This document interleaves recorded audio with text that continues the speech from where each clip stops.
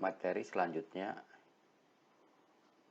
yang akan kita bahas terkait dengan penulisan pustaka atau naskah akademik secara daring itu melalui UNEPEK UNESCO ORG. Apakah itu UNESCO atau UNEPOK UNESCO ORG?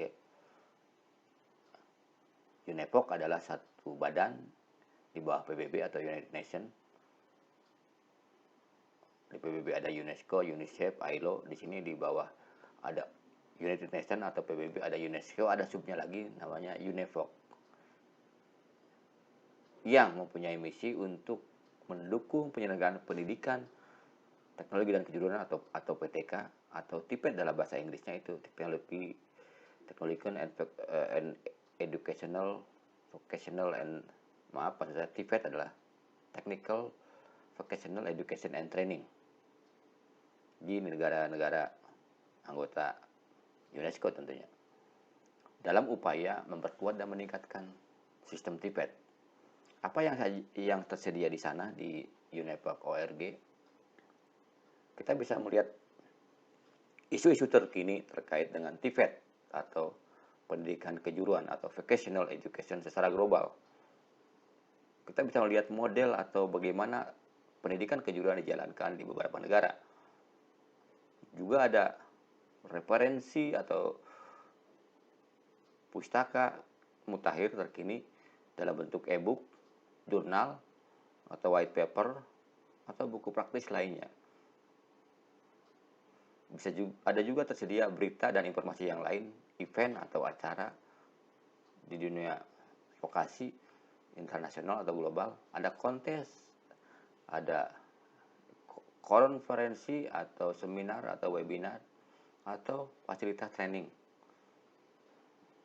Apa yang bisa kita lakukan dari UNESCO itu? Pertama, kita bisa mencari naskah akademik atau memperoleh informasi naskah academic resources, sehingga kita bisa melihat, memahami dan kenali permasalahan dunia vokasi secara global. Manfaat praktisnya, kita bisa gunakan referensi isu atau perkembangan pendidikan kejuruan di negara-negara anggota UNEPOK. Secara praktis, pertama kita bisa melihat perbandingan, model penyelenggaraan pendidikan kejuruan, baik di tingkat menengah maupun di tingkat pendidikan tinggi. Kita bisa membandingkan bagaimana model pendidikan kejuruan diselenggarakan di negara-negara lain dibanding dengan negara-negara kita.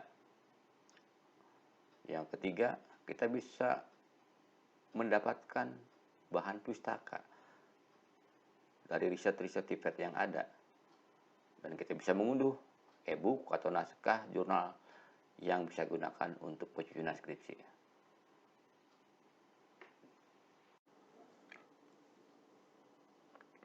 Materi berikutnya adalah yang ketiga, itu bagaimana kita melakukan pencarian bahan pustaka atau naskah akademik secara daring, baik dari jurnal maupun menggunakan academic search engine, tapi akademik kontennya.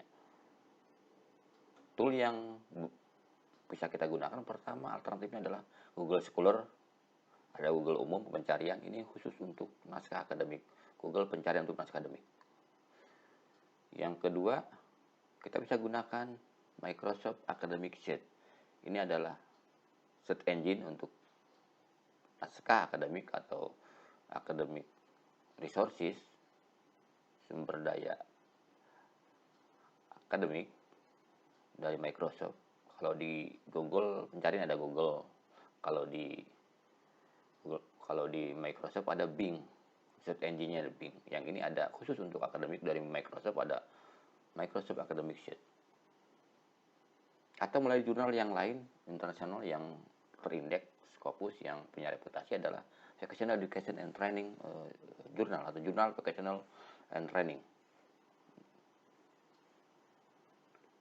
Atau kita bisa telusuri dari jurnal yang ada di Indonesia, salah satunya adalah Jurnal Pendidikan Teknologi dan Kejuruan atau yang lain.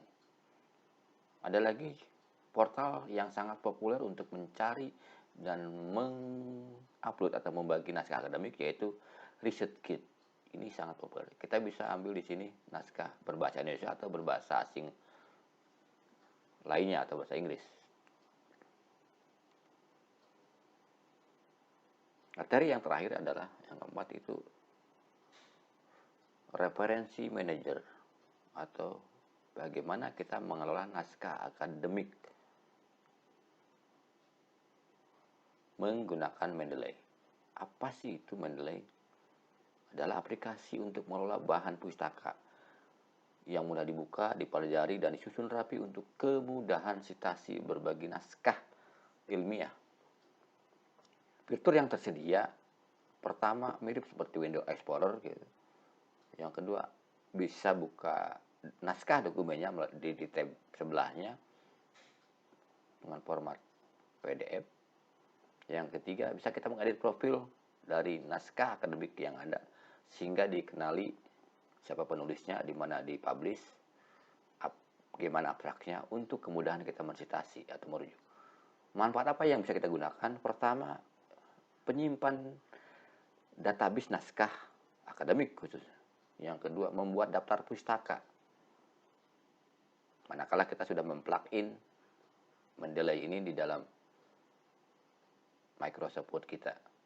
Yang ketiga, kita bisa mengedit dokumen atau profil dokumen untuk keperluan sitasi.